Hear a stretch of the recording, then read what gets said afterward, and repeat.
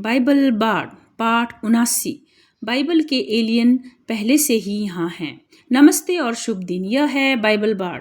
एक बाड़ वो होता है जो पारंपरिक ग्रंथों को सुनाने वाला कहानीकार होता है, विशेषकर उन परंपराओं से जो मौखिक परंपरा से जुड़ी होती हैं। मैं यहाँ बाइबल के साहित्य में यह बताने और स्पष्ट करने आई हूँ कि परमेश्वर कौन है और मनुष्य कौन है। आज के इस पॉडकास्ट में हम यह जानना चाहते हैं कि बाइबल अपने एलियन विचारों के बारे में क्या सिखाती है, जो परम एलियन यानी परमेश्वर से उत्पन्न होते हैं। मैं वही प्रस्तुत कर रही हूँ जो बाइबल वास्तव में सिखाती है कि परमेश्वर कौन है, यीशु कौन है। जो लोग बाइबल पर विश्वास करते हैं वे वास्तव में कौन हैं। पिछले पाठ बाइबल बाड़ 78 यीशु एक एलियन थे में हमने देखा कि बाइबल के अनेक अंशों में यीशु स्वयं को एलियन घोषित करते हैं, लेकिन बाइबल यह भी कहती है कि जो लोग यीशु पर विश्वास करते हैं वे भी परमेश्वर की प्रतिक्रिया से एलियन बना दिए जाते हैं। यह प्रतिक्रिया उनके विश्वास के कारण होती है। विश्वास के बाद वे पृथ्वीवासी नहीं रह जाते, बल्कि एक नए अंतरिक्ष समुदाय का हिस्सा बन जाते हैं। एलियन के बारे में वर्तमान सोच।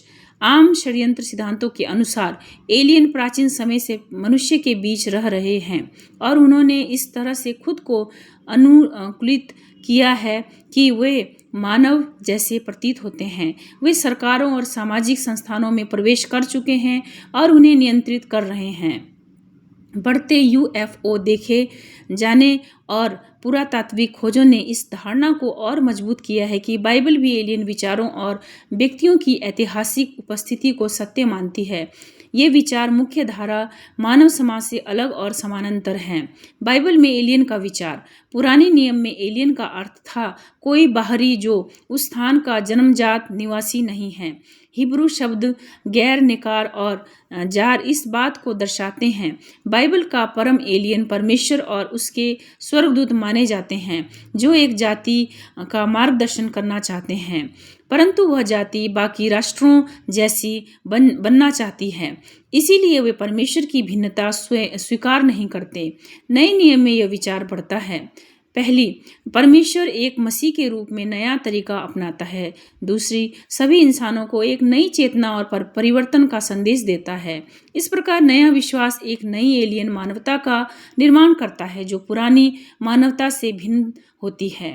बाइबल के अंश जो बताते हैं कि यीशु में विश्वास करने वाले एलियन बन जाते हैं। इफिसियों 2:12, उस समय तुम मसीह के बिना थे और परमेश्वर के बिना संसार में थे। इफिसियों 4:18, वे परमेश्वर के जीवन से अलग हैं। यूहन्ना 17:14 से लेकर 16, यीशु कहते हैं वे संसार के नहीं हैं, जैसे मैं इस संसार का नहीं हूँ। कुलुस्सियों 1:21, कभी तुम परमेश्वर से पराये थे। इफिसियों 2:19, अब तुम परदेसी या अजनबी नहीं रहे। पहला पत्रस 2:11, हे प्रियो, मैं तुम्हें उपदेश देता हूँ कि तुम अपने आप को परदेसी और यात्री समझो। फिलिपियों 3:20, हमारा नागरिकत्व स्वर्ग में है। दूसरा कुरिन्थियों 5:20, हम मसीह के दूत हैं। कुलुस्सियों 3:1-2, अपने मन ऊपर की बातों पर लगाओ। पहला पत्रस 2:9, पर तुम एक चुनी हुई जाति हो।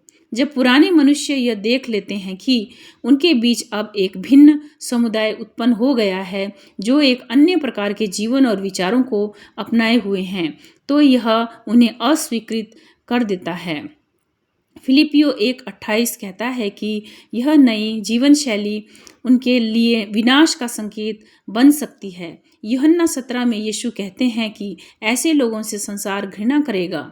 बाइबल के अनुसार मनुष्य अपनी प्राकृतिक अवस्था में परमेश्वर से अलग थलग है और परमेश्वर ने उन्हें जोड़ने के लिए एक बाहरी संदेश भेजा है। बाइबल दार्शनिकों, समाजशास्त्रियों और धार्मिक मार्गों ने अनेक समाधान सुझाए हैं, लेकिन बाइबल कहती है कि मनुष्य स्वयं को नहीं सुधार सकते। केवल परमेश्वर द्वारा दिया गया नया रूपांतरण ही समाधान है।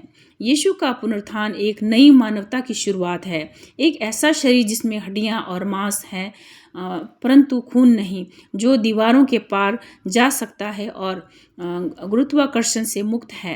परमेश्वर की नैतिकता से जुड़कर यह नया मानव समुदाय जो अब एलियन बन चुका है, एक नई सृष्टि के प्रतीक हैं और यीशु इसका आदर्श हैं।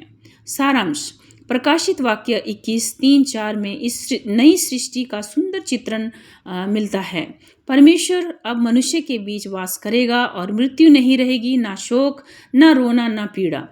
परंतु जो लोग इस नए संदेश को समझते तो हैं लेकिन अस्वीकार करते हैं, वे इसे अपनी विरासत और समाज के लिए खतरा मानते हैं। इसलिए इन विश्वासियों को आतंकवादी, कट्टरपंथी या अवैध कहकर सताया जाता है। यह सताव पहले भी हुआ है, अब भी हो रहा है और भविष्य में भी होगा। निष्कर्ष, बाइबल बाड़ का उद्देश्य आपको किसी धर्म में परिवर्तन करना नहीं है, बल्कि बाइबल के विचारों से अवगत कराना है। यह पॉडकास्ट सूचनात्मक है। आप स्वयं निर्णय लें कि आप बाइबल के विचारों से सहमत हैं या नहीं। पॉडकास्ट को पैट्रियन पर सहयोग दें। केवल $1 सप्ताह और $5 माह से आप इस पॉडकास्ट को जीवित रख सकते हैं। बाइबल बाड़ स्वयं कोई वेतन नहीं लेता और इस सेवा से उन्हें कोई आर्थिक लाभ भी नहीं होता। अपनी प्रश्न या टिप्पणियां हमें भेजें biblebard@gmail.com पर।